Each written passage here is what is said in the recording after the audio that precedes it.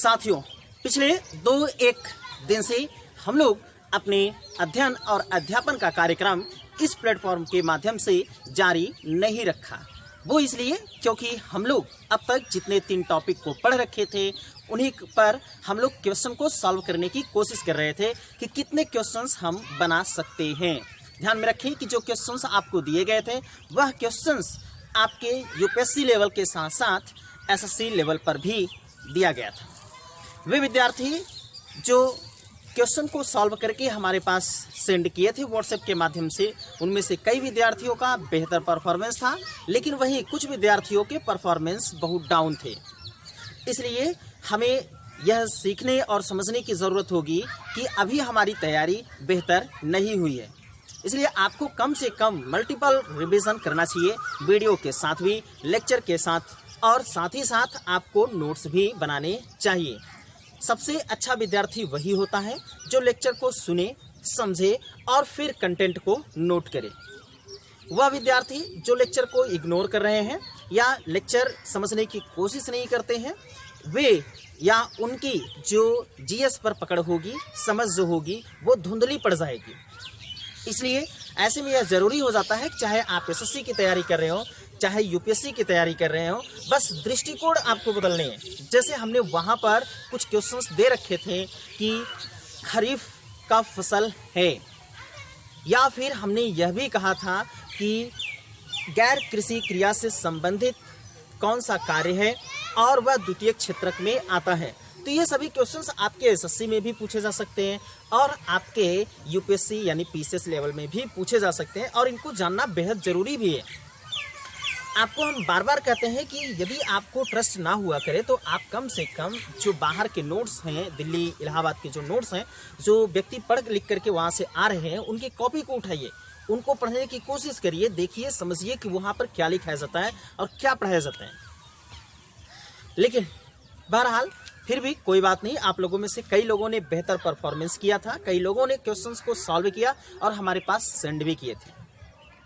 आप लोगों को टेस्ट जो डिस्कशन है वह क्लास आपके यूट्यूब प्लेटफॉर्म पर है। आप उस टेस्ट डिस्कशन को, लगभग 30 मिनट की वीडियोस है, आप उसे देख लेंगे। 30 मिनट में हमने 16 क्वेश्चंस का डिस्कशन कर रखा है। 16 क्वेश्चंस आप देखेंगे तो आपके दिमाग में जो पिछले 3 चैप्टर हमने पढ़ा था उनका एक बार रिकॉल हो जाएगा। इसलिए हम उन सभी विद्यार्थियों से यह कहना चाहते हैं जो खासतौर पर एसएससी और यूपीएससी की तैयारी कर रहे हैं, वे एक बार जरूर जा करके वीडियोस को यानी क्वेश्चन डिस्कशन क्लास को जरूर देखें। बाकी आपके ऊपर डिपेंड करता है, आप देखते हैं या नहीं देखते हैं, ये तो आप ही जानेंगे, मैं नहीं। खैर दोस्तों, आज का हमारा जो टॉपिक होगा, टॉपिक तो शुरुआत हो चुकी थी, जो कि हमने पिछले चैप्टर में पिछले लेक्चर में 10 मिनट की क्लास हमने उस पर दे रखी थी, भारत में खाद्य सुरक्षा। आज का लेक्चर होगा लेक्चर नंबर 11। तो हम लोग लिखते हैं लेक्चर 11,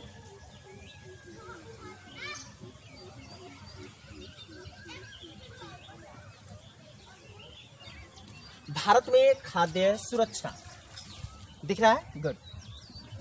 भारत में खाद्य सुरक्षा, फूड सिक्योरिटी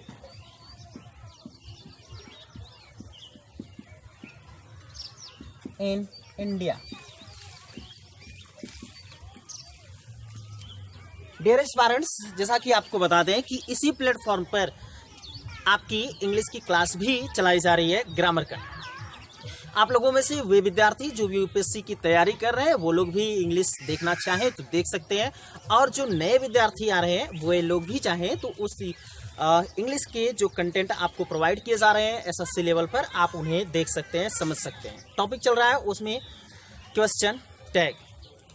आपको बताएं कि ये बेसिक लेवल से हमने शुरुआत कर रखी है। आप लोगों में से जिन विद्यार्थियों को इंग्लिश बिल्कुल भी नहीं आती होगी, वे लोग भी यदि उस वीडियोस को देखेंगे शुरू से लेकर के अंत तक, तो आपको वीडियोस निश्चित रूप से समझ में आएगा।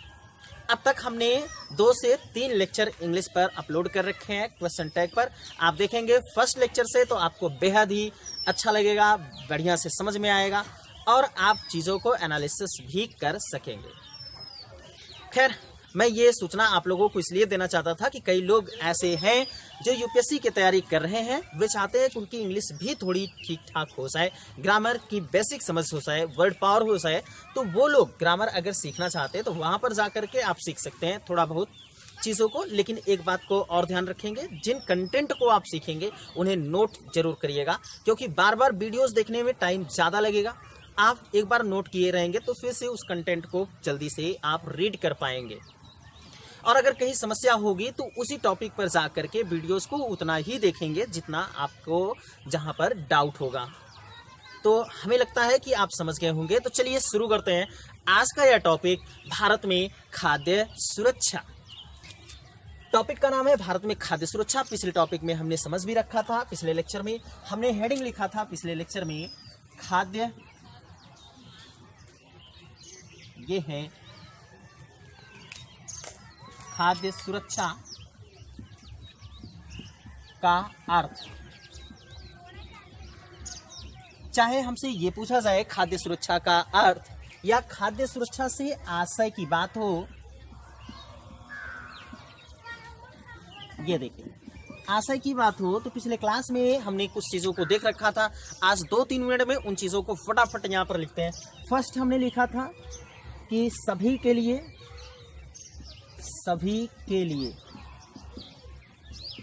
सदैव भोजन की उपलब्धता हो। सभी के लिए सदैव भोजन की उपलब्धता हो। दूसरा हमने यहाँ पर कंटेंट जो लिखा था, यानी खाद्य सुरक्षा का आशय या अर्थ से तात्पर्य सभी की पहुंच हो, सभी की खाद्य तक पहुंच हो। और तीसरा हमने लिख रखा था यहाँ पर सभी लोग खाद्य प्राप्त करने में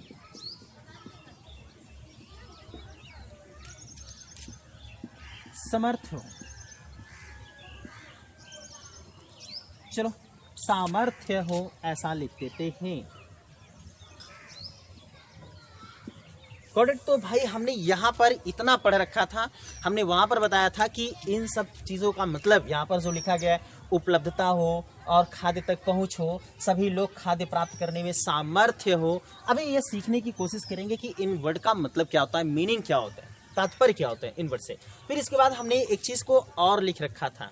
हमने ये लिख रखा था कि आपने लिखा होगा यहाँ पर, उसको रिकॉल करा दे। हमने यहाँ पर लिखा था कि यदि, यानी जब अनाज उत्पादन या उसके वितरण की समस्या की बात हो तो सहज ही, यानी सहज ही अर्थात आम तौर पर, तो सहज ही या आम तौर पर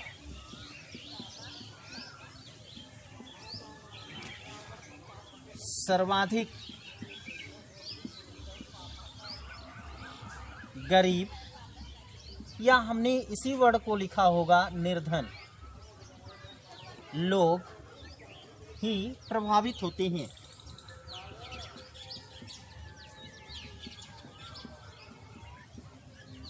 गॉट इट। तो भाई हमने यहाँ तक टॉपिक कल मतलब पिछली क्लास में देख रखा था, लेक्चर नंबर 10 में। आज लेक्चर नंबर 11 चल रहा है, इसके आगे लेक्चर नंबर 11 में हम लोग पढ़ने वाले हैं और आज हम लोग इनकी मीनिंग को भी सीखेंगे, समझ जाएंगे अच्छे तरीके से। तो यहाँ तक आप लोगों में से जो विद्यार्थी नहीं लिखे हो वो लोग फटाफट लिख लेंगे। आपसे यहाँ तक के लिए बस इतना ही जानने की ज़रूरत है।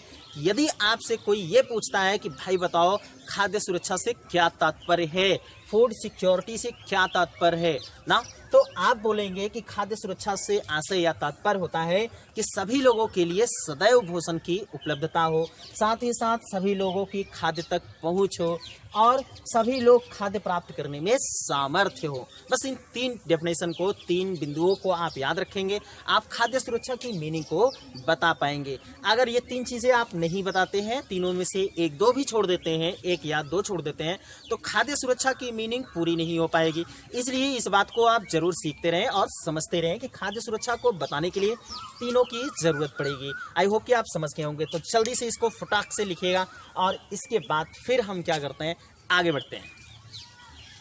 चलिए, आप लोगों में से हो गया होगा कई लोगों का। हम बात करते हैं अगले हेडिंग की। चलिए, यहाँ लिखते हैं एक नई हेडिंग, दिखेगा गुड। तो चलिए यहाँ पर हम लिखते हैं एक नई हेडिंग। हेडिंग है खाद्य सुरक्षा कैसी होगी। खाद्य सुरक्षा कैसी होगी। Got it. तो इस बात को आप ध्यान में रखें भाई। इस बात को और स्पेशली ध्यान इसलिए रखें क्योंकि ये लाइन यानी ये हेडिंग जो है खाद्य सुरक्षा कैसी होगी, आपकी एनसीईआरटी की किताब में नहीं दिया गया है, लेकिन हमने इसको हेडिंग बना रखा। ये आपकी किताब में लाइन तो ज़रूर लिखा गया है, लेकिन हेडिंग के रूप में नहीं लिखा गया है। हेडिंग लिख करके अगर आप लिखेंगे तो आपको बेहतर तरीके से समझ में आएगा। चलिए समझते हैं खाद्य सुरक्षा कैसी होगी। ये आपका प्रावलोकन में है, अवलोकन में है। जो चैप्टर शुरुआत होता है तो चैप्टर शुरू में कुछ आपको परिचय दिए जाते हैं, वही परिचय से हम लोग ये टॉपिक भी शुरू कर रहे हैं, ध्यान में रखिएगा। तो खाद्य सुरक्षा कैसी होगी, इसको जानने के लिए आप कह सकते हैं कि सर देखो कि सार्वजनिक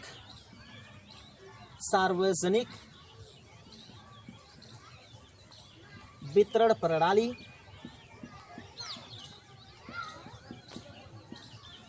आप उन्हीं की हम बात कर रहे हैं यहाँ पर। सार्वजनिक वितरण प्रणाली जो कोटे पर आपको गेहूं मिलता है, चावल मिलता है, इस समय कोरोना के कार्यकाल में भी मिल रहा है और साथ ही साथ वैसे भी जब कोरोना का कार्यकाल नहीं था तो बहुत से समाज के ऐसे तबके के गरीब लोग हैं जिनको सार्वजनिक वितरण प्रणाली के माध्यम से यानी पीडीएस के माध्यम से अनाज उपलब्ध कराया जाता है या मुहैया कराया जाता है। इसको बोलते हैं पीडीएस, ध्यान में रखिएगा। अभी हम इसका अगले टॉपिक में यानी अगले लेक्चर में, नेक्स्ट लेक्चर में इसका फुल फॉर्म भी हम लोग पढ़ेंगे, public distribution system. Got it. तो सार्वजनिक वितरण प्रणाली, और आप दूसरा कह सकते हैं कि खाद्य सुरक्षा। हम इधर से लिखते हैं, आप लोग देख लें। तो शासकीय, दिख रहा है, चलिए, शासकीय सतर्कता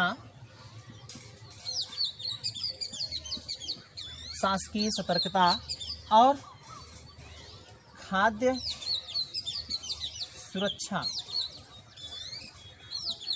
के खतरे की, दिख रहा है, ठीक है। तो खाद्य सुरक्षा के खतरे की स्थिति में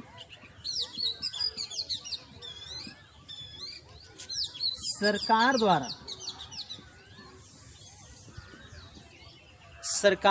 द्वारा की गई,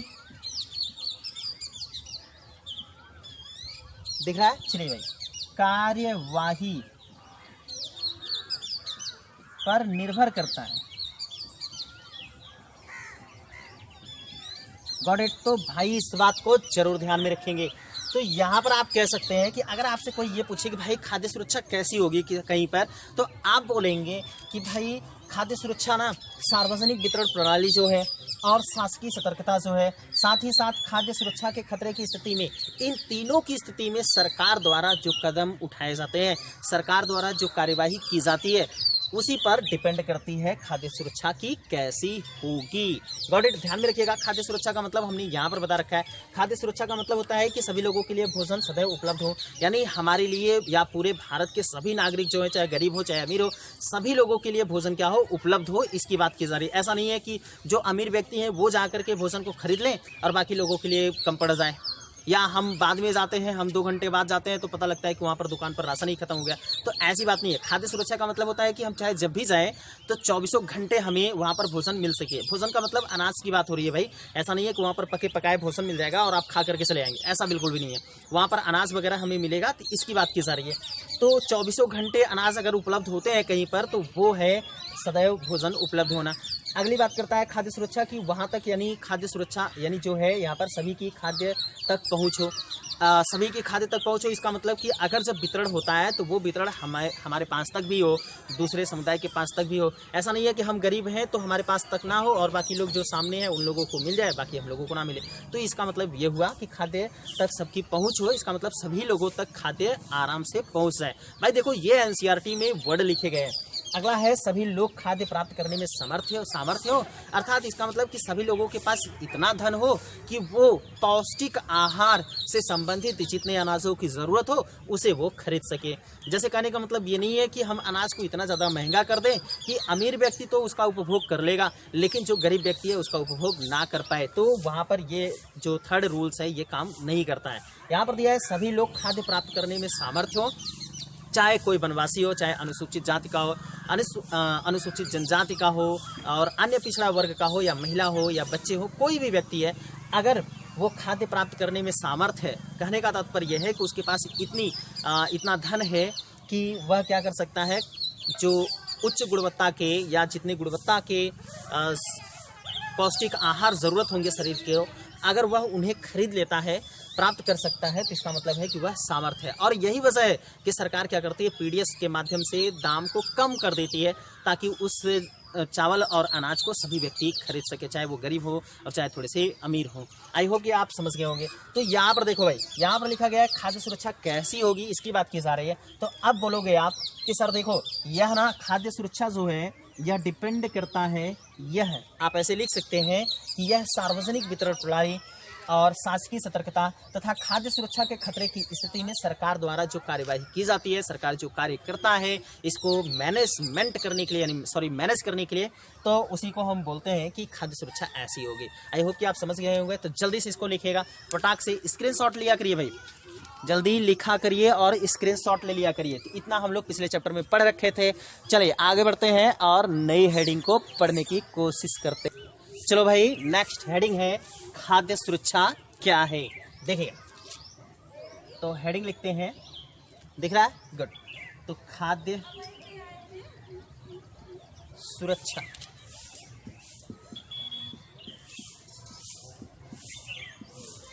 क्या है भाई। इस हेडिंग को तो आप लोगों ने पिछले यानी अभी जो जस्ट हमने बताया खाद्य सुरक्षा का आशय क्या होता है, वही चीज़ यहाँ पर आप चिपका देंगे तब भी चलेगा। लेकिन अब इसको हम थोड़ा सा एक्सप्लेन करके समझने की कोशिश करते हैं ताकि आपको समझ में आ जाए, और उन सभी लाइन्स को लिख लेते हैं जो NCERT में इससे संबंधित महत्वपूर्ण है, ताकि आपको समझने में विषय आसान हो जाए। देखिएगा, तो खाद्य सुरक्षा की अगर बात की जाए तो खाद्य सुरक्षा के बारे में अगर हम बोलते हैं तो हम कह सकते हैं कि देखिए, शुरुआत में हम आपको बताएं तो NCERT में क्या लिखा गया है। अब बताते हैं कि इस लाइन में क्या लिखा गया है। लिखा गया है कि जीवन के लिए भोजन उतना ही आवश्यक है जितना सांस लेने के लिए वायु। भोजन का तात्पर्य या भोजन की उपलब्धता या खाद्य सुरक्षा का तात्पर्य 2 जून की रोटी ही नहीं है, बल्कि इसकी संकल्पना और भी व्यापक है, जिसके निम्नलिखित आयाम हैं। ऐसे करके लिखा गया भाई। तो देखो, कहने का तात्पर्य यह कह रहा है कि जितना आवश्यक हमें सांस लेने के लिए वायु है, उतना ही आवश्यक हमें जीने के लिए या जीवन के लिए भोजन की भी है। तो इस बात को आप समझ पा रहे होंगे। तो इसीलिए अब इन चीज़ों को हम लिखना शुरू करते हैं। अब ये देखो, ये नहीं लिख सकते हैं कि जितना आवश्यक हमारे लिए वायु है उतना ही आवश्यक हमारे लिए भोजन भी है, और 2 रोटी हमें मिल जाना भोजन की पूर्ति नहीं होता, ये सब नहीं लिखना है, बल्कि हमें कुछ और लिखना है। तो कुछ और लिखने का मतलब जो हम लिखते हैं यानी जो NCERT में मूल रूप से जहाँ से क्वेश्चन हमें पुटअप हो सकते हैं, हम उन चीज़ों को लिखेंगे। तो लिखना शुरू करिएगा भाई। तो खाद्य सुरक्षा क्या है, तो आप यहाँ पर लिखेंगे खाद्य सुरक्षा के निम्नलिखित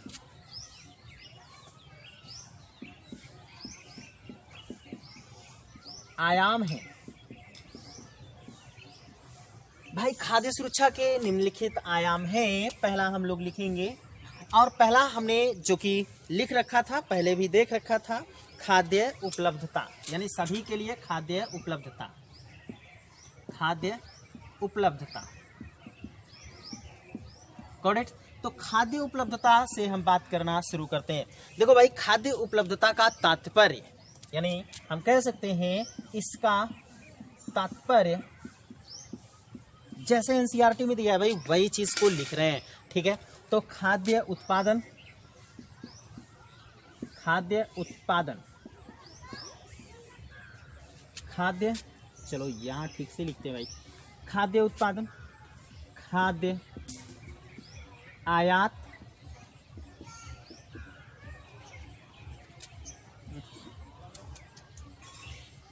खाद्य आयात, दिख रहा है? गुड। तो इसका तात्पर्य खाद्य उत्पादन, खाद्य आयात तथा सरकारी अनाज भंडारों में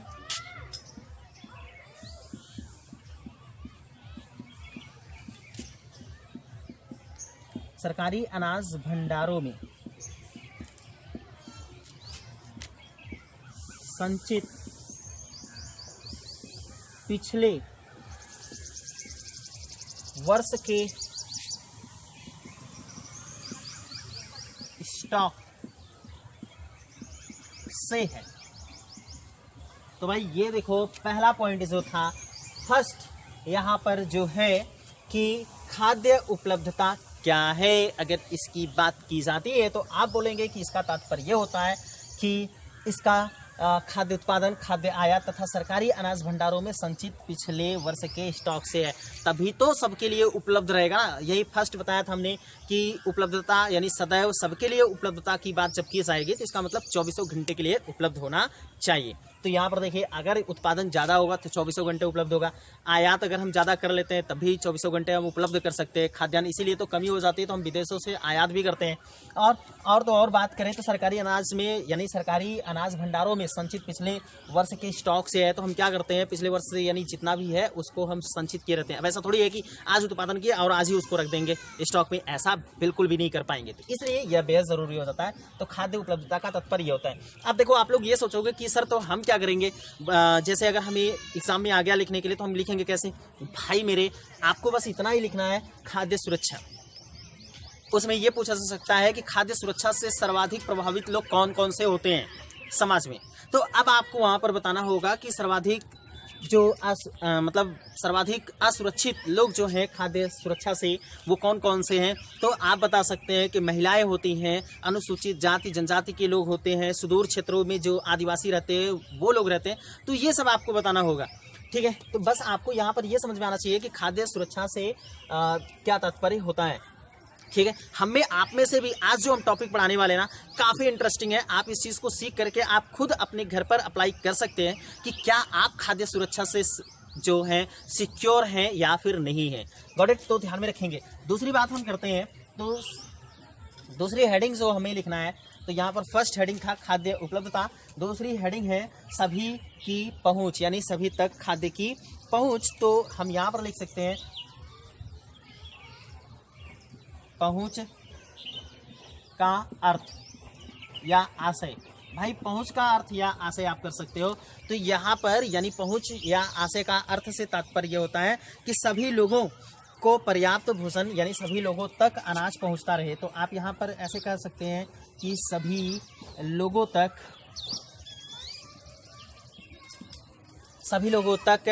अनाज या खाद्यान्न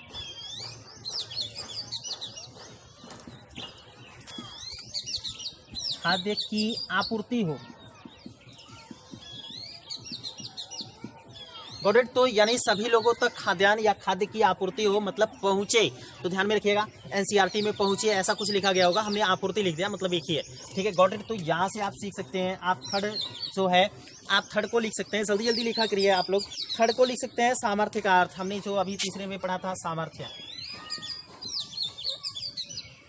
सामर्थ्य, ये देखिए, तो सामर्थ्य का अर्थ की बात की जाए या सामर्थ्य का आशय क्या है, इन सब की बात की जाए तो सामर्थ्य का मतलब ये होता है कि पौष्टिक यानी स्वीकार योग्य जो पौष्टिक आहार है उसे खरीदने के लिए पर्याप्त धन हो सबके पास, जो कि अभी बताए थे। तो आप कह सकते हैं पौष्टिक यानी स्वीकार योग्य, चलो ऐसे लिखते हैं, स्वीकार योग्य पौष्टिक आहार खरीदने के लिए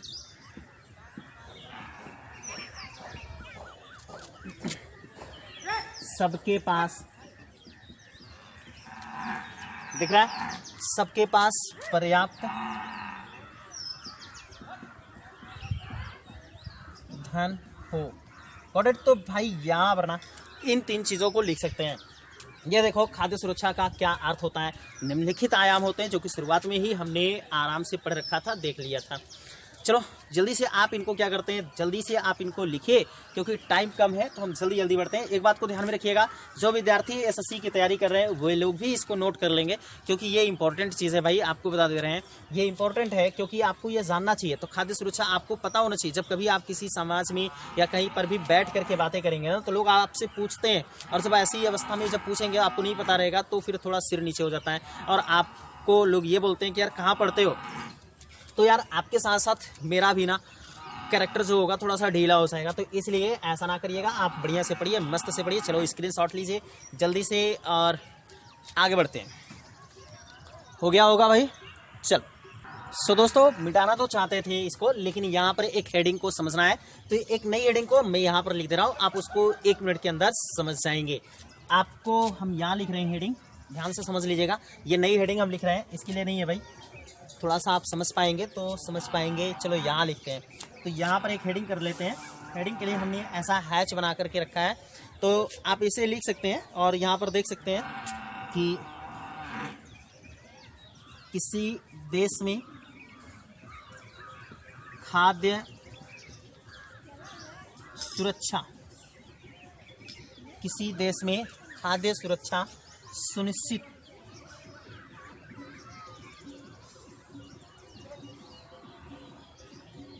किसी देश में खाद्य सुरक्षा सुनिश्चित करना या होना, सुनिश्चित करना, चलो भाई सुनिश्चित करना लिखते हैं।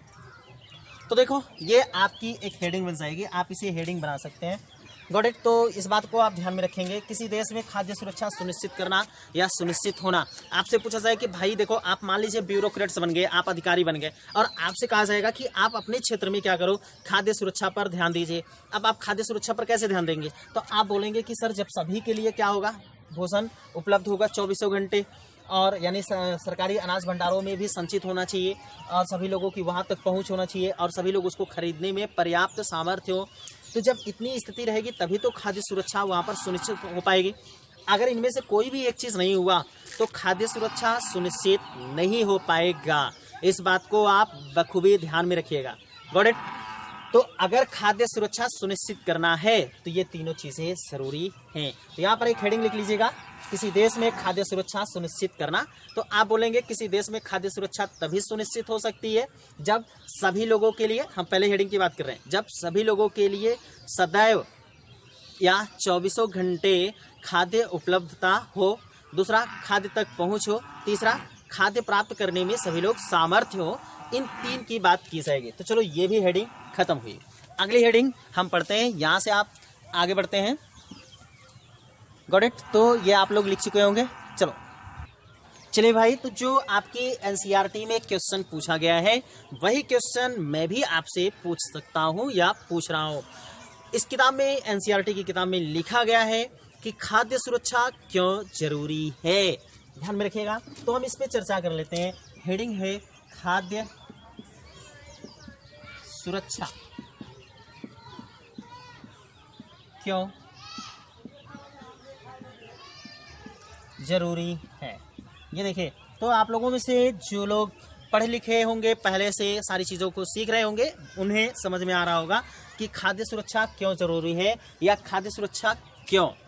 Got it. तो ये आपके एनसीईआरटी में लिखा गया है खाद्य सुरक्षा क्यों, हमने यहाँ पर हेडिंग में आगे बढ़ा करके लिख दिया है खाद्य सुरक्षा क्यों जरूरी है, मतलब एक ही है, ठीक है। तो ये आप समझने की कोशिश करते हैं भाई देखो कि अगर खाद्य सुरक्षा नहीं होगा तो वैसे अगर हम सामान्यतः बात करें तो गरीब लोग जो होते हैं समाज में, अगर हम एक समाज की बात कर लें, ये देखो एक समाज है, अगर एक समाज है तो समाज में जो धनी वर्ग है वो लोग भी होंगे, समाज के उच्च वर्ग भी होंगे, समाज के निम्न वर्ग भी होंगे, समाज के जो गरीब लोग हैं वो लोग भी होंगे, ठीक है। समाज के अनेक जातियां होंगी इस समाज में। तो यहाँ पर मतलब इस समाज में अनेक तरह के लोग, अनेक तरह के समुदाय यहाँ पर मौजूद होंगे। अब यहाँ पर अगर हम बात करें तो जो गरीब हैं, गरीबों की बात की जा रही है भाई, गरीब लोग जो हैं, गरीब लोग तो सदैव खाद्य सुरक्षा से सदैव विचलित रहते हैं, या हम कह सकते हैं खाद्य सुरक्षा से ये सदैव दूर रहते हैं। खाद्य सुरक्षा से दूर होने का मतलब कि इन्हें 24 घंटे यानी हमेशा के लिए पर्याप्त भोजन उपलब्ध नहीं होता है, ना तो इनकी पहुंच होती है, ना ही इनके पास तक अनाज पर्याप्त मात्रा में पहुंच पाता है, और ना ही ये इतने सामर्थ्य होते हैं कि वो भोजन को खरीद सके। Got it. तो इस बात को ध्यान में रखें। तो गरीब लोग आप कह सकते हैं खाद्य असुरक्षा,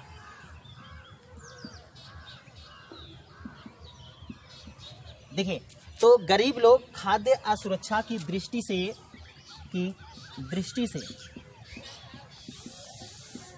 सर्वाधिक प्रभावित होते हैं, सर्वाधिक प्रभावित होते हैं। लेकिन यहाँ पर अगर बात की जाए, अगर मान लो कि इस समाज में, इस देश में जो भी ये समाज है, इस समाज में भूकंप आ गया, या फिर सूखा पड़ गया, ये देखिए भाई, अगर भूकंप या सूखा आता है तो यहाँ पर क्या होगा, यहाँ पर जो फसल होगी, फसल नष्ट हो जाएंगे, फसल का जो उत्पादन है यानी फसल का कुल उत्पादन कम हो जाएगा। और जब कुल उत्पादन कम हो जाएगा तो आप ये बताइए, गरीब तो पहले से ही खाद्य असुरक्षा की दृष्टि से सर्वाधिक प्रभावित थे, मतलब गरीबों को पहले से ही उतना पोषक तत्व नहीं मिल पाता था अनाजों के माध्यम से, इन पदार्थों के माध्यम से कि वो कुपोषण के शिकार ना हो सके। लेकिन अब क्या है कि भूकंप या सूखा आ गया, जब ऐसी स्थिति आ जाती है तो ऐसी स्थिति में फसल का कुल उत्पादन जो होगा वो कम हो जाएगा, और जब फसल का कुल उत्पादन कम हो जाएगा तो अब सोच के बताइएगा, क्या अमीर व्यक्ति भी खा लेगा?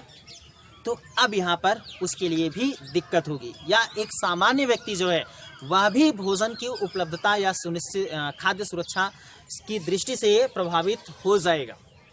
Got it. यानी क्योंकि यहाँ पर अब देखिए, अब जब फसल का कुल उत्पादन कम हो जाएगा तो ऐसी स्थिति में सभी लोगों के लिए पर्याप्त भोजन उपलब्ध नहीं हो पाएगा। जैसे देखिए, हम कभी कभी देखते हैं कि कुछ मौसम में, कुछ समय में ऐसा होता है कि प्याज के दाम बहुत बढ़ जाते हैं, और ऐसी स्थिति में बहुत से लोग ऐसे होते हैं कि जो प्याज खाना कम कर देते हैं या बिल्कुल भी छोड़ देते हैं कई लोग। Got it. जब प्याज 110 रुपये, 20 रुपये, 25 रुपये, 30 रुपये किलो हो जाता है तो ऐसी स्थिति में लोग प्याज को खाना बहुत कम कर देते हैं। आप इस चीज़ को महसूस किए होंगे और देखे भी होंगे। अब सोच करके देखिए कि अगर ऐसी स्थिति आपके गेहूं के साथ हो जाए, चावल के साथ हो जाए, तो गेहूं और चावल भी लोग कम खाना शुरू कर देंगे, और जब गेहूं और चावल हम कम खाएंगे तो कुपोषण के शिकार भी हो सकते हैं। इसलिए यह बेहद ज़रूरी है कि खाद्य सुरक्षा को हमें बनाए रखना चाहिए। खाद्य सुरक्षा की हम बात कर रहे हैं, यहाँ पर खाद्य असुरक्षा लिखा गया है, ठीक है। तो खाद्य सुरक्षा को हमें बढ़ावा देना चाहिए। अगर खाद्य सुरक्षा रहेगा तो इसका मतलब हमारे यहाँ स्टॉक रहेगा, हमारे यहाँ सबकी पहुँच होगी भोजन तक, और सभी लोग खाद्य को खरीदने में पर्याप्त मात्रा में उनके पास धन होंगे। तो इसकी बात की जा रही है। तो यहाँ पर देखिए, अब आपसे अगर ये पूछा जाए कि खाद्य सुरक्षा क्यों ज़रूरी है, आप बोलेंगे कि खाद्य सुरक्षा इसलिए ज़रूरी है ताकि कभी देश में या किसी क्षेत्र में या देश के किसी राज्य में भूकंप, सूखा, बाढ़ जैसी प्राकृतिक आपदा आ जाए तो उससे वहाँ पर फसल के कुल उत्पादन में कमी आ जाती है। तो इससे क्या होगा, संकट उत्पन्न होगा, खाद्य सुरक्षा में संकट उत्पन्न होगा। यानी खाद्य, आप ऐसे लिख सकते हैं, तो खाद्य असुरक्षा बढ़ेगा। तो खाद्य असुरक्षा जब बढ़ेगा तो इस समस्या से निपटने के लिए, अब आप बोलिएगा, इस समस्या से निपटने के लिए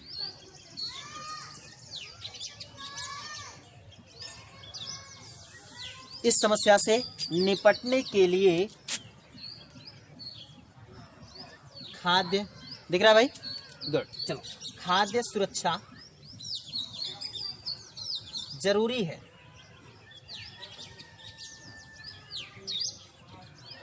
तो देखिए भाई, इन सब सारी समस्याओं से निपटने के लिए खाद्य सुरक्षा बेहद जरूरी है। आप ध्यान में रखिएगा, हमने क्या कहा कि आपको यहाँ पर भी ध्यान में रखेंगे, गरीब लोग हर समय लगभग सर्वाधिक प्रभावित होते हैं। किसी भी क्षेत्र में रहेंगे तो खाद्य असुरक्षा की दृष्टि से वो सर्वाधिक प्रभावित होते हैं। तो लेकिन अगर भूकंप, सूखा, बाढ़ जैसी प्राकृतिक आपदाएं अगर क्षेत्र में आ जाएं तो फसल के कुल उत्पादन में कमी आ जाती है, और जब कुल उत्पादन में कमी आ जाएगी तो सभी लोग जो होंगे वो खाद्य असुरक्षा की दृष्टि से मतलब प्रभावित होना शुरू हो जाएंगे। इस समस्या से निपटने के लिए पहले से ही हमारे पास क्या होना चाहिए कि खाद्य सुरक्षा होना चाहिए। अभी हमने देखा था खाद्य सुरक्षा के अंतर्गत खाद्य सुरक्षा, अगर खाद्य सुरक्षा की बात की जाती है तो भाई देखो हम इधर लिख दे रहे हैं, खाद्य सुरक्षा से अगर तात्पर्य की बात की जाए तो खाद्य सुरक्षा में हमने देखा कि सभी लोगों के लिए भोजन उपलब्ध हो, भोजन की उपलब्धता। तो देखिए, एक ये है सभी लोगों के लिए भोजन की उपलब्धता, ये तभी हो पाएगी जब सभी लोग क्या करेंगे, वहां पर सभी लोगों की पहुंच हो पाएगी, और सभी लोग पहुंच करके ही क्या करेंगे, जब उसको खरीद नहीं सकते, खा नहीं सकते, तो इसके लिए बेहद जरूरी है कि वो सामर्थ्य भी हो। तो देखिए, तो सामर्थ्य होना चाहिए, यानी अगर ये चीजें हम बना करके रखेंगे देश में तो ऐसी स्थिति से हम निपट सकते हैं। Got it? तो ध्यान में रखिएगा। अब आपसे कोई पूछता है कि खाद्य सुरक्षा क्यों जरूरी है, तो आप ये सब उसको विचार दे सकते हैं, किसी व्यक्ति को बता सकते हैं। चलिए, ऐसे क्वेश्चंस आपके इंटरव्यू में पूछे जाते हैं भाई, ध्यान में रखिएगा। तो चलिए इनको लिखिएगा जल्दी से फटाक से, और इसके बाद हम आगे बढ़ते हैं, नेक्स्ट हेडिंग पढ़ने की कोशिश करते हैं। चलिए स्क्रीनशॉट लीजिएगा जल्दी से। चलिए, हो गया होगा भाई, आगे बढ़ते हैं। चलिए भाई, अगली हेडिंग है, अगली हेडिंग हम लिखते हैं, किसी आपदा के समय खाद्य सुरक्षा कैसे प्रभावित होती है। Got it? तो ध्यान में रखिएगा, हम लोग यहाँ हेडिंग लिखते हैं, किसी आपदा के समय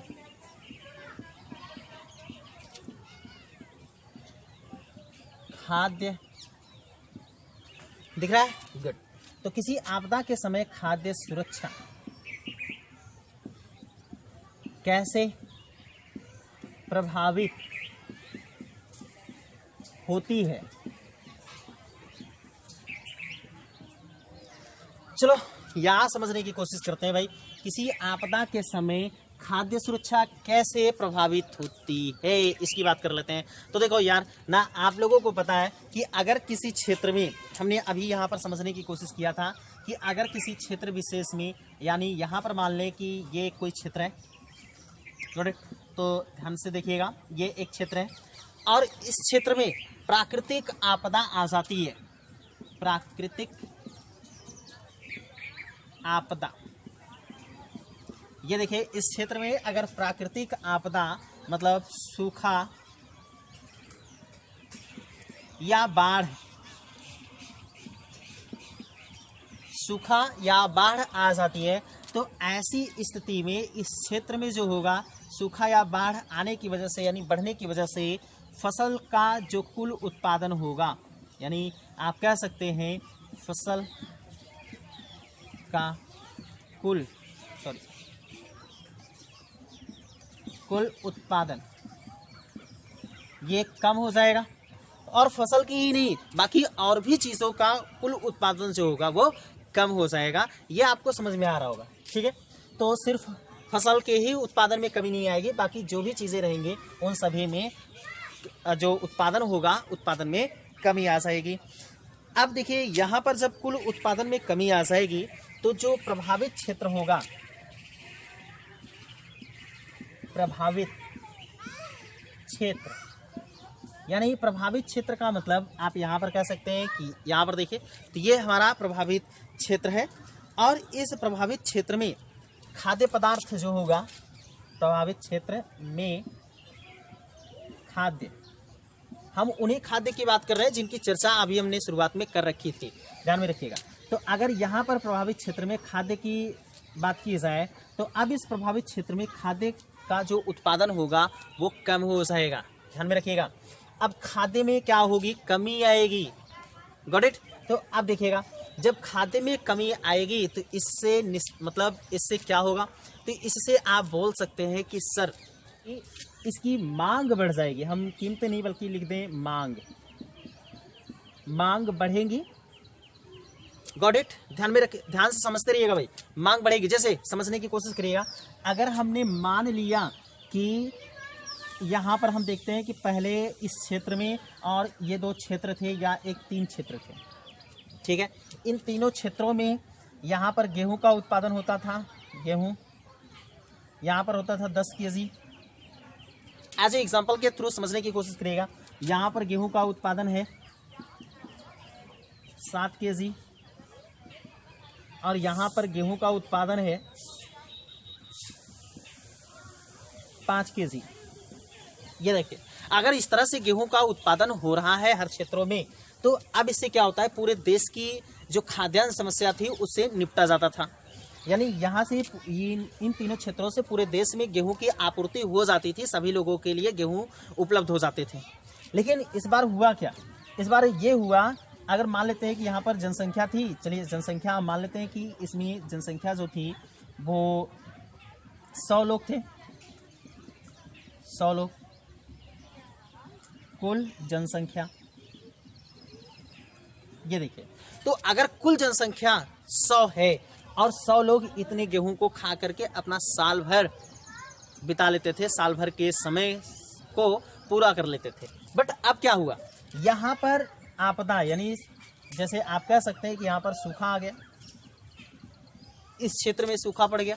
अब अगर इस क्षेत्र में सूखा पड़ जाएगा भाई, तो आप सोच करके देखिए कि 10 केजी के बजाय या तो 2 केजी होगा, 1 केजी होगा, ऐसा हो सकता है। आप बताइएगा, जहाँ पर पहले 10, 17 और 5 22 केजी गेहूं से 100 लोग खाते थे। अब वहीं पर देखिए कितने केजी गेहूं हो रहे हैं, तो 7, 5, 12 और 14 केजी है।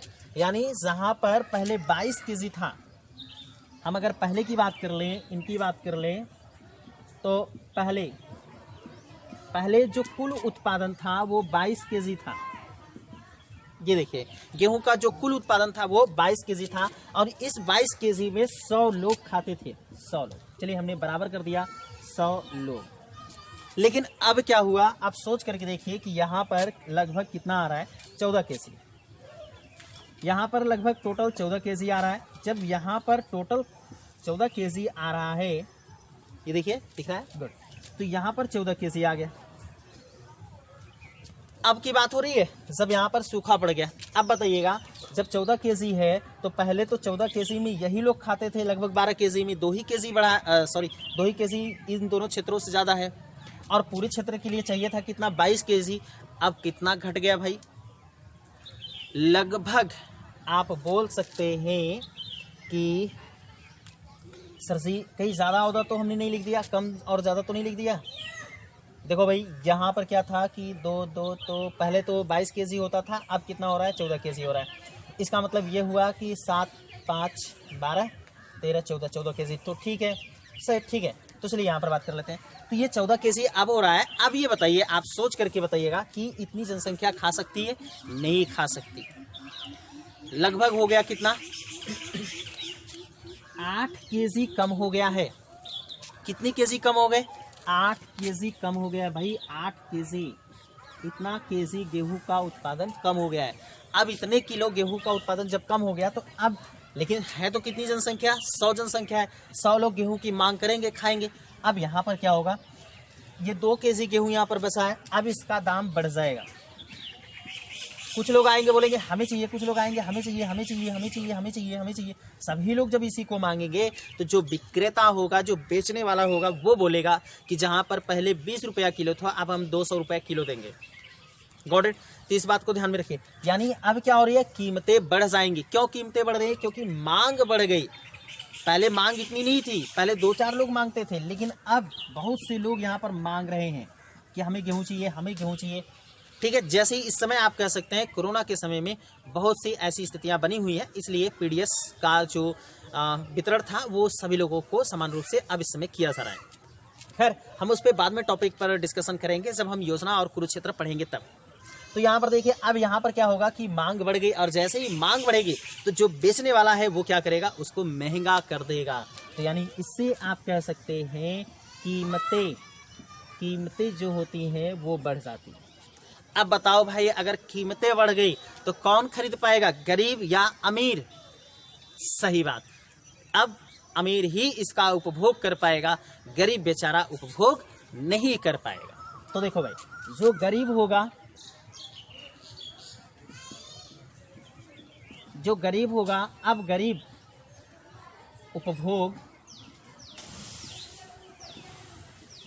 अब गरीब का जो उपभोग होगा वह कम हो जाएगा। करेक्ट? तो ध्यान से समझ लीजिएगा भाई, यहाँ पर इसको मिटाते हैं, आपको समझ में आ गया होगा। तो अब गरीब का उपभोग जो है यह कम हो जाएगा, और जब गरीब का उपभोग कम होगा तो आप यहाँ पर तीर बना करके ऐसे लिख सकते हैं। चलो याद देखते हैं, तीर हम ऐसी इस तरह से बना करके लिखते हैं। तो गरीब का उपभोग अगर कम हो जाएगा तो गरीब का स्वास्थ्य जो है वो खराब हो जाएगा। यानी गरीब का अब स्वास्थ्य क्या होगा भाई, स्वास्थ्य में कमी आएगी, और जब स्वास्थ्य में कमी आएगी तो फिर से व्यक्ति क्या करेगा, उत्पादन में उतना योगदान नहीं कर पाएगा जितना स्वस्थ रहने पर कर सकता था। अब बताओ कि यहाँ पर क्या होगा, जब स्वास्थ्य खराब होगा तो व्यक्ति जो है वो कुपोषण का शिकार हो जाएगा। ये देखो, करेक्ट? तो अब यहाँ पर बात की जाए कि अगर कुपोषण के शिकार में सबसे पहले देखा जाए कि कौन कौन से लोग आते हैं, और यहाँ तक कि अगर कुपोषण से व्यक्ति ज़्यादा ग्रसित हो जाता है तो उसकी मृत्यु भी हो जाती है। ऐसी घटना 1943 में जब सूखा पड़ा था पश्चिम बंगाल में तब हुई थी, और उसमें लगभग 30 लाख लोग मारे गए थे। बहुत बड़ा आंकड़ा है, ध्यान में रखिएगा। जब पश्चिम बंगाल में 1943 में सूखा अकाल पड़ा था तो वहाँ पर लगभग उसकी वजह से 30 लाख लोग मारे गए थे। और स्थितियां ऐसी ही होती हैं भाई, कहीं पर अगर सूखा पड़ जाएगा तो स्थितियां ऐसी ही होंगी। और अगर सोच करके देखिए कि ये काफ़ी लंबे समय तक ऐसी स्थिति बनी रहे, काफ़ी लंबे समय तक सूखा बना रहे या बाढ़ की स्थिति बनी रहे, तो अब तो और भी भयानक स्थिति हो जाएगी, और निश्चित रूप से जो खाद्य सुरक्षा है वो प्रभावित हो जाएगी, और व्यक्ति इस तरह से देखिए कुपोषण के शिकार होंगे। और जब व्यक्ति कुपोषण का शिकार होगा तो व्यक्ति की मृत्यु भी ज़्यादा होगी। अब ध्यान से यहाँ पर समझने की कोशिश करिएगा, अगर व्यक्ति कुपोषण से शिकार होगा तो सर्वाधिक कौन शिकार हो सकता है? तो आप बोलेंगे सर, गर्भवती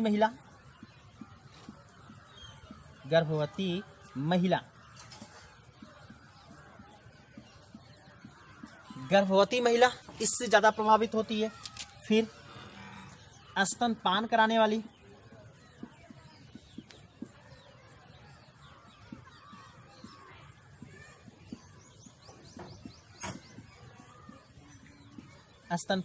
वाली, महिला इससे प्रभावित होगी, और साथ ही साथ बच्चे भी इससे प्रभावित होते हैं।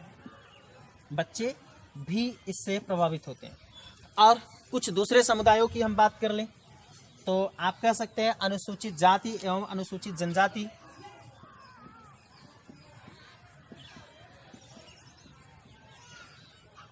चलो तो अनुसूचित जाति एवं जनजाति, देखो ये लोग प्रभावित होने वाले हैं भाई। ठीक है, आदिवासी,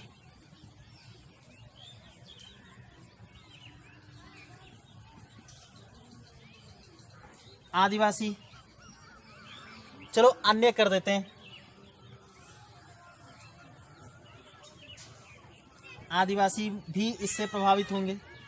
और यहाँ पर क्या होगा, यहाँ पर अन्य कर लेते हैं।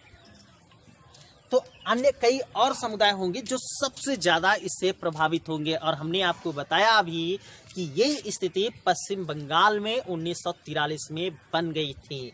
तो ध्यान में रखिएगा। अब आप कह सकते हो भाई कि यहाँ पर, अब आप यहाँ पर हम तीर लगा करके लिख दे रहे हैं, देखो यहाँ पर हम तीर बाद में लगा करके लिख रहे हैं, तो हम यह कह सकते हैं कि यह स्थिति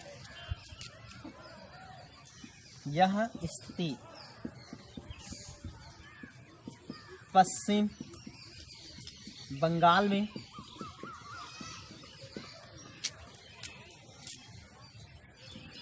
1943 में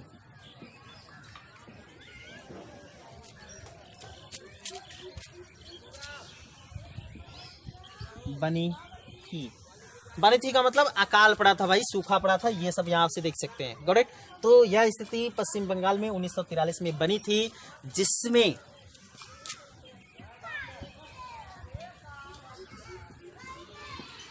लगभग 30 लाख लोग, जिसमें लगभग 30 लाख लोग मारे गए। तो यहां पर आप लिख सकते हैं इतना, मारे। Got it. तो मारे गए थे, इसका मतलब भाई इस सूखा या बाढ़ की चपेट में, अकाल की चपेट में लोग, इतने लोग मारे गए थे। Got it. तो इस इतने चीज को आप लिख सकते हैं, जल्दी से लिखिएगा। देखो यहाँ पर हम क्या करते हैं ना भाई, कोशिश करते हैं कि ट्राई करते हैं कि ताकि आपको इस तरह से लिखाया जाए ताकि आप सीख सके, चीज़ों को जान सके।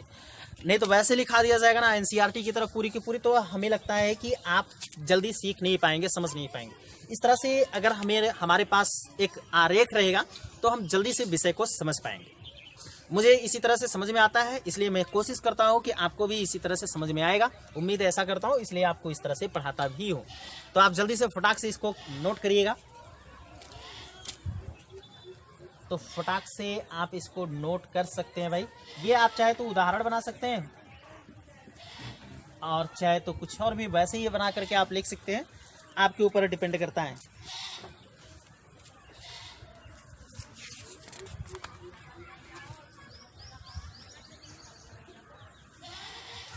हो गया होगा, चलो बन गया भाई, लिख लिए हैं। तो देखो ऐसे लिखा करिए ना, तो विषय की समझ तो भाई ऐसे ही बनेगी।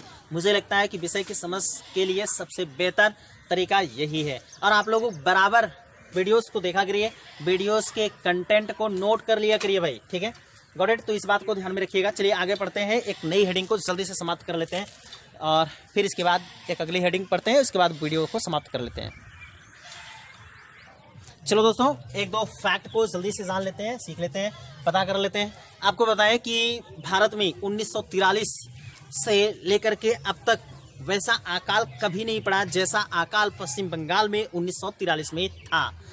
Got it. तो ध्यान में रखिएगा, 1943 में पश्चिम बंगाल में जो अकाल पड़ा उसमें लगभग 30 लाख लोग मारे गए थे। बट ऐसा अकाल अब भारत में कभी भी नहीं देखने को मिला। ये अच्छी बात है, बेहतर बात है, ठीक है। उसके कारणों को भी हम चर्चा करेंगे, बाद में चर्चा करेंगे। लेकिन अगर आपको बताएं कि आप यहाँ पर एक नोट करके लिख सकते हैं या आप इसी तरह से लिख सकते हैं, आप कह सकते हैं कि भारत में अब अकाल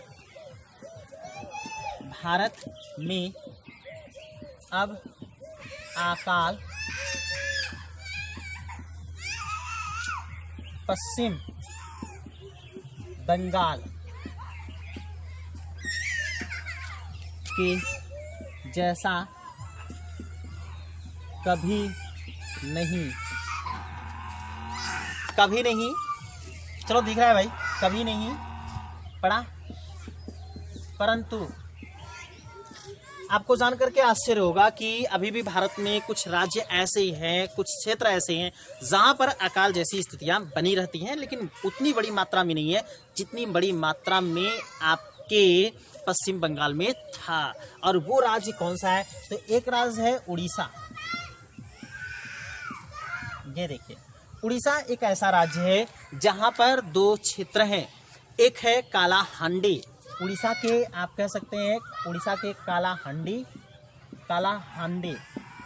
देखो भाई, मैं ये क्यों बता रहा हूँ, मैं इसलिए बता रहा हूँ ना कि ये इसलिए महत्वपूर्ण हो जाता है कि जहाँ पर ऐसी आपदाएं अभी बनी हुई हैं या ऐसी स्थितियाँ या ऐसे संकट हैं, उन्हें सरकार दूर करने के लिए वहाँ पर नीतियों और कार्यक्रमों को लागू करती रहती है। और इसलिए ऐसे स्थान जरूरी हो जाते हैं परीक्षा की दृष्टि से। तो यहाँ पर उड़ीसा के हम कालाहांडी और काशीपुर काशीपुर, और काशीपुर में तथा आप राजस्थान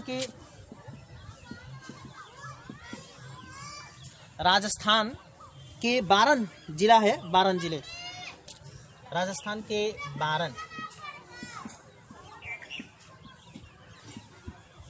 जिला तथा झारखंड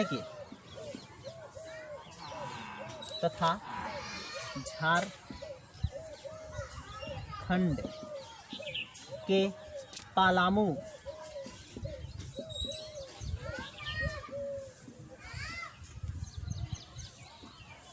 जिले में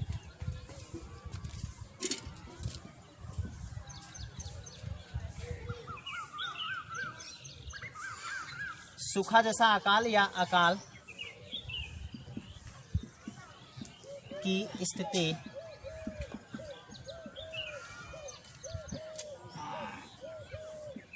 सुनने, चलो भाई ऐसे लिखते हैं, सुनने को मिलती है।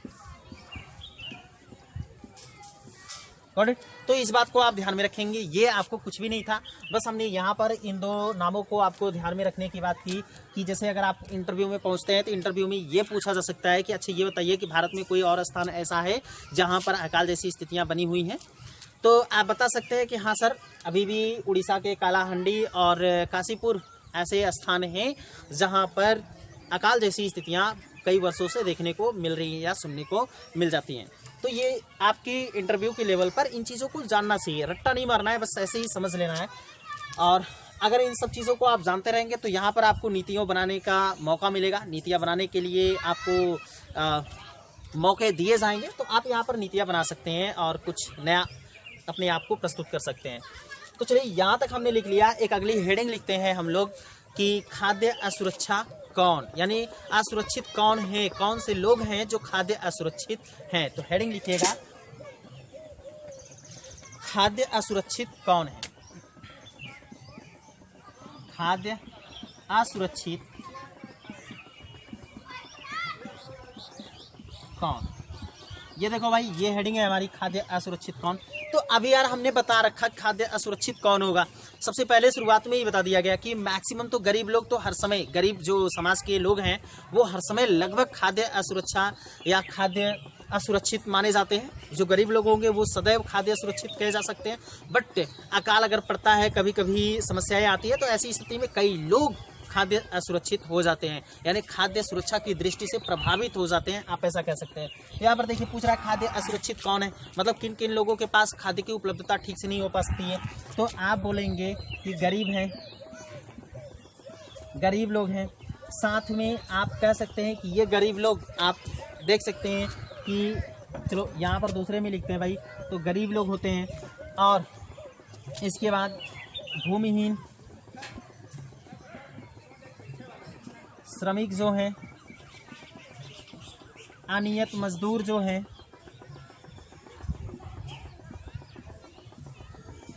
अनियत मजदूर चाहे गांव में हो और चाहे शहरों में हो, ध्यान में रखिएगा भाई। तो अनियत मजदूर चाहे गांव में हो, गांव में भी होते हैं और शहरों में भी होते हैं। ये देखो, तो अनियत मजदूर आपको दोनों जगह देखने को मिल जाएंगे, गांव में भी मिल जाएंगे और शहरों में भी मिल जाएंगे। तो ये लोग भी खाद्य की दृष्टि से असुरक्षित होते हैं। ये जो व्यक्ति होते हैं गांव के लोग, यानी जो अनियत मजदूर हैं वे भी, और शहरों में जो अनियत मजदूर हैं वे भी खाद्य की दृष्टि से असुरक्षित होते हैं। चलो मान लेते हैं कि एक एग्जांपल के थ्रू इनको समझने की कोशिश करते हैं। देखो भाई, अगर कुछ मौसम ऐसे होते हैं, जैसे अगर हम गांव की बात कर ले तो गांव में कुछ श्रमिक ऐसे होते हैं जिनको बरसात के मौसम में या फसल के मौसम में उन्हें रोजगार तो मिल जाता है, लेकिन फसल की जैसी ही कटाई और बुआई हो जाती है, तो इसके बीच में फसल को उगने और उसको तैयार होने तक जो व्यक्ति होता है लगभग 3 से 4 महीने तक, एक साल में उस व्यक्ति को बेरोजगार रहना पड़ता है। तो ऐसे व्यक्ति जो होंगे उनके पास भी अब उत्पादन नहीं होगा, और जब उत्पादन नहीं होगा तो वे व्यक्ति क्या कर सकते हैं, अपने खाद्य आपूर्ति के लिए सामर्थ्य नहीं हो सकते अनाजों को खरीदने के लिए, तो वे भी खाद्य की दृष्टि से असुरक्षित होंगे। इसलिए हमने यहाँ पर लिखा कि अनियत मजदूर और जो अनियत मजदूर होंगे गांव और शहरों के दोनों लोग होंगे। इसके बाद हम यहाँ पर बात कर सकते हैं कि वे लोग यानी अनुसूचित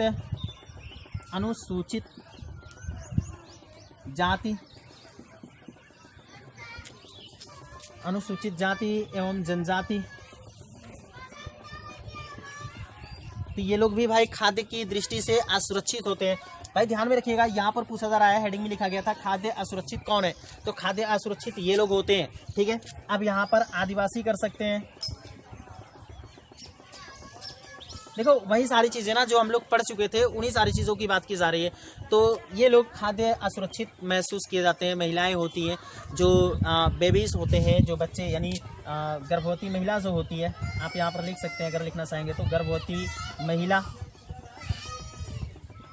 फिर इसके बाद यहाँ पर हम अगली बात कर लें तो स्तनपान कराने वाली महिला, स्तनपान कराने वाली महिला।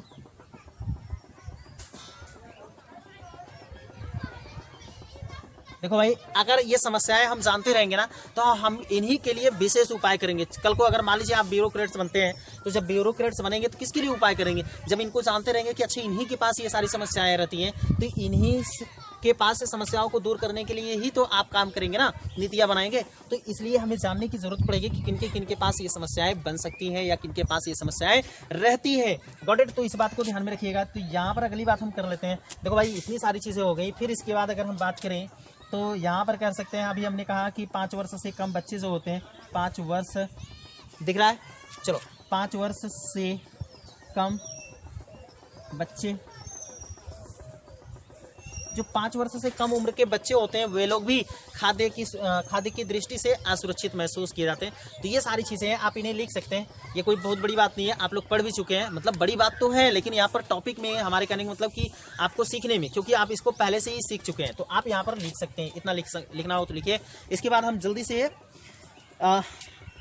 आप कहेंगे तो अगली हेडिंग लिखते हैं, नहीं तो फिर हम कल पढ़ते हैं अगली हेडिंग को, और नहीं तो चलो अभी पढ़ लेते हैं भाई। अभी थोड़ा सा टाइम है तो 2 मिनट के लिए चलिए जल्दी से इनको स्क्रीनशॉट लीजिए और हो गया होगा। चलो आगे बढ़ते हैं। चलो भाई, यहाँ पर एक अगला पॉइंट लिख लेते हैं, जल्दी से लिखिएगा, और इसके बाद आज की वीडियो यहीं पर समाप्त करेंगे। तो यहाँ पर आप पॉइंट लिख सकते हैं कि अगर हम बात करें यहाँ पर खाद्य सुरक्षा की, अगर खाद्य असुरक्षा की, अगर किसी क्षेत्र में खाद्य असुरक्षा बढ़ती है यानी अनाजों की उपलब्धता कम होती है, तो ऐसी स्थिति में यहाँ पर भूखमरी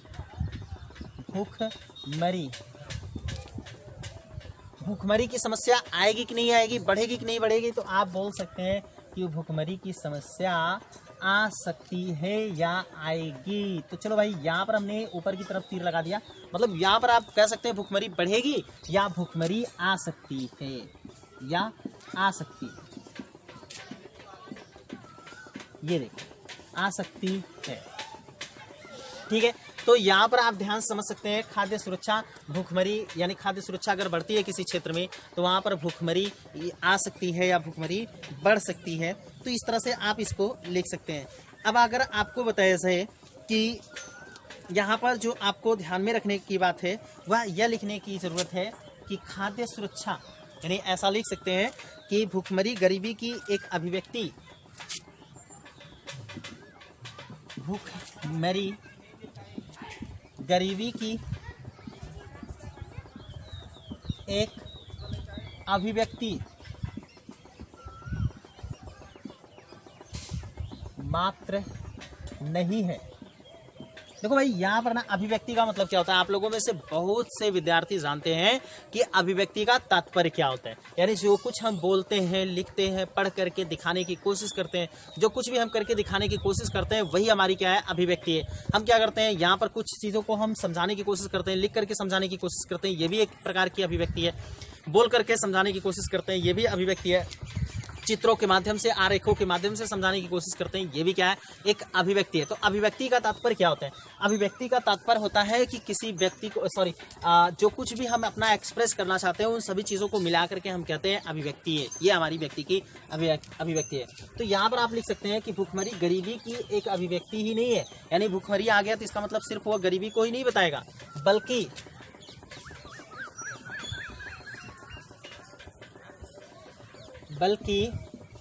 यह गरीबी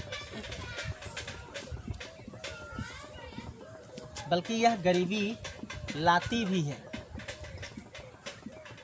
करेक्ट? तो ध्यान में रखिएगा भाई, क्यों? वो इस तरह से आप समझ सकते हैं कि यदि व्यक्ति भूखमरी का शिकार हो गया है, व्यक्ति कुपोषण का शिकार हो गया, मतलब अगर व्यक्ति के पास खाद्यान्न की उपलब्धता नहीं है, व्यक्ति के पास खाद्य उपलब्ध नहीं है पर्याप्त मात्रा में, तो व्यक्ति क्या हो जाएगा? गरीब हो जाएगा, यानी भूखमरी का शिकार हो जाएगा। और ऐसी स्थिति में अभी हमने देखा था आरेख के माध्यम से कि अगर हम भूखमरी से पीड़ित हैं, हमारे पास ये देखिए, भूखमरी से अगर हम पीड़ित हैं तो कुपोषण होने की शिकायत बढ़ जाएगी, यानी कुपोषण के चांसेस बढ़ जाएंगे। कुपोषण, और जब कुपोषण के चांसेस बढ़ जाएंगे तो व्यक्ति बीमार हो जाएगा और धीरे धीरे व्यक्ति की मृत्यु हो जाएगी। तो ऐसी स्थिति में, यानी कुपोषण की स्थिति में, व्यक्ति के उत्पादन की जो क्षमता होगी वो कम हो जाएगी। Got it? तो इस बात को ध्यान में रखें। तो अब जब उत्पादन क्षमता, यानी व्यक्ति जब कार्य नहीं कर पाएगा, देखिए कार्य अब नहीं कर पाएगा, अगर कुपोषण हो गया तो कार्य नहीं कर पाएगा, और जब कार्य नहीं कर पाएगा, कार्य इसका कम हो जाएगा, तो ऐसी स्थिति में व्यक्ति का जो उत्पादन होगा वो कम हो जाएगा। देखो भाई, उत्पादन क्या होगा? कम हो जाएगा। और जब व्यक्ति का उत्पादन, प्रोडक्शन कम हो जाएगा, तो प्रोडक्शन कम होने की वजह से व्यक्ति क्या हो जाएगा? निर्धनता में पहुंच जाएगा या गरीब हो जाएगा। भाई उसी की बात की जा रही है जो पिछले चैप्टर में हमने निर्धनता या निर्धन की बात की थी। तो देखिए, निर्धनता या निर्धन जो होंगे, गरीब जो होंगे, उनकी संख्या बढ़ेगी। तो इसलिए यहाँ पर लिखा गया कि भूखमरी जो है वह गरीबी की एक अभिव्यक्ति मात्र नहीं है, बल्कि यह गरीबी लाती भी है। Got it? तो इस बात को ध्यान में रखिए। भाई मैंने एनसीईआरटी को ही पढ़ाया है, लेकिन एनसीईआरटी को वेल तरीके से डिफाइन करने की पूरी कोशिश की है। Got it? तो इस बात को ध्यान में रखिएगा। मेरी कोशिश रहती है कि आपको इस तरीके से सिखाया जाए या पढ़ाया जाए ताकि आप सारी चीज़ों को सीख पाएँ और समझ पाएँ। तो इसके लिए बेहद ज़रूरी है कि आप लोगों को हर एक चैप्टर, हर एक टॉपिक को शुरू से देखना चाहिए। तो चलो भाई, अब हम कुछ आरेख के माध्यम से कुछ चीज़ों को लिख लेते हैं और आज की क्लास यही ख़त्म कर लेते हैं, है ना? तो आप लिख सकते हैं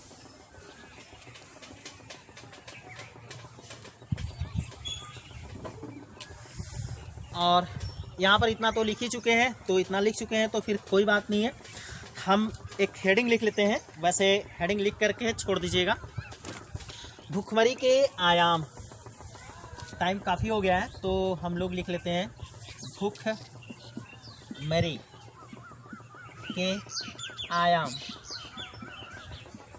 तो भाई भूखमरी के आयाम दो होते हैं, एक मौसमी आयाम होता है और एक दीर्घकालिक आयाम होता है। करेक्ट? तो ध्यान में रखिएगा, ये है भूखमरी के आयाम। तो भूखमरी के आयाम की हम बात करेंगे तो भूखमरी के आयाम दो होते हैं। एक है हमारा, अगर हम उसकी बात करें तो दीर्घकालिक एवं मौसमी। तो पहला दीर्घकालिक, लिख ही लेते हैं भाई जल्दी जल्दी। तो पहला है दीर्घकालिक,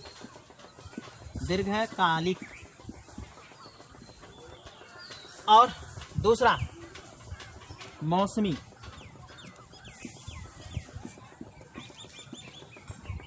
ये देखिए, तो भूखमरी के दो आयाम होते हैं, दीर्घकालिक और मौसमी। तो यहाँ पर ध्यान में रखने की बात है भाई, दीर्घकालिक आयाम जो होता है, हम मौसमी की बात कर लेते हैं। आपको बता देते हैं कि मौसमी क्या होता है। मौसमी भूखमरी क्या होती है कि बहुत से ऐसे परिवार होते हैं जिन्हें कुछ मौसम में खास तौर पे रोजगार मिल जाते हैं, और जब हमें रोजगार मिल जाएंगे अच्छे से तो हम उत्पादन बढ़िया से कर पाएंगे, और जब उत्पादन बढ़िया से कर पाएंगे तो उस समय भूखमरी की स्थिति नहीं होगी। लेकिन कुछ लोग ऐसे भी होते हैं कि जिन्हें हर मौसम में एक समान रूप से कार्य नहीं मिलता है। जब हर मौसम में एक समान रूप से कार्य नहीं मिलेगा तो फिर स्थिति ये हो जाएगी कि हम मौसमी भूखमरी के शिकार हो जाएंगे। ये था, तो हम लोग इस पर कल डिस्कशन करते हैं, मतलब नेक्स्ट वीडियोस में डिस्कशन करते हैं। आज का ये लेक्चर, आज का ये सेशन आपको कैसा लगा आप हमें ज़रूर बताइएगा। और कुछ इसमें हम आपको बार बार कहते हैं कि कुछ और नया करना हो तो वो भी बताइएगा कि सर आप कुछ ऐसा करो तो नया हो जाएगा, तो वो भी अगर आप कहते हैं तो हम ज़रूर उसको यहाँ पर करने की कोशिश करेंगे। बट यहाँ पर आप एक ट्राई जरूर किया करिए कि आपको जितना भी पढ़ाया जाता है ना, आप टेस्ट जरूर दिया करिए भाई। अगर टेस्ट में कोई समस्या रहा करे तो आप बोलेंगे अगली बार से हम आपको टेस्ट जो दिलवाएंगे वो डिजिटल होगा, एकदम पूरी तरह से डिजिटल लिखा रहेगा, आपके पास बेहतर ढंग से पहुँचेगा। तो इसलिए आप इसके लिए टेंशन ना लेंगे। और हाँ, वो जो मैंने आप लोगों से कहा था कि क्वेश्चन डिस्कशन जो था उसको आप ज़रूर देख लेंगे।